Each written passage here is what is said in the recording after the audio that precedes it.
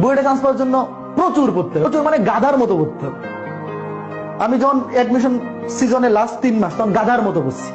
গাধার মতো কিরকম পড়ছি আমি বলি, মানে আমি কিন্তু এভারেজ স্টুডেন্ট, আমার দেখলেও তোমরা বুঝো আমি যে এভারেজ স্টুডেন্ট, আমি এক্সট্রাঅর্ডিনারি মানুষ না, এটা তো মানুষ দেখলেই বুঝে যায়। আমার ক্লাস করে তো তুমি বুঝো আমি যে মিডিয়াম ক্যাটাগরি স্টুডেন্ট, এটা তো দেখলেই বুঝে যায়।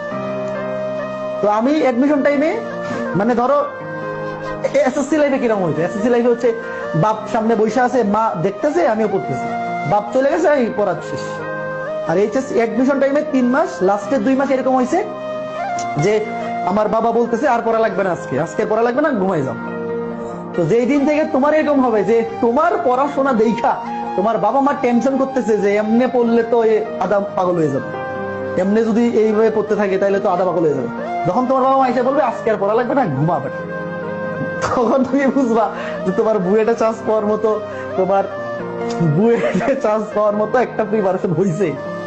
যতদিন পর্যন্ত তুমি এই জিনিস ফেস না করবে ততদিন পর্যন্ত বুয়েটে চান্স পাওয়ার মতো পড়াশোনা হয় নাই, এটা ধরে নিতে হবে। বুঝতেছ? তুমি বুয়েটে পড়বা, বুয়েটের নাম ট্যাগ লাগাই দিবা, এই যে কই এনে তো লেখা, এই যে বুয়েটের ট্যাগ লাইন লাগাই দিবা, এটা তো সহজে আসবে না। তুমি বুয়েটে চান্স পাইলে আরেকজনের স্বপ্নকে নষ্ট করে তুমি চান্স পাবা। বুয়েটে চান্স পাওয়ার স্বপ্ন সারা বাংলাদেশে মিনিমাম 10,000 স্টুডেন্ট দেখে, মিনিমাম 10,000 স্টুডেন্ট দেখে, চান্স পাবে 1200। তার মানে তুমি বাকি 8,800 মানুষের স্বপ্নকে নষ্ট করে ওখানে ঢুকবা, তোমার জন্য আরো অনেক মানুষের স্বপ্ন নষ্ট হয়ে যাবে, তার সারা জীবনের চাওয়া পাওয়া তুমি নষ্ট করে ওখানে ঢুকবা। কাজেই ওখানে ঢুকার জন্য ওই লেভেলে পরিশ্রম করতে হবে।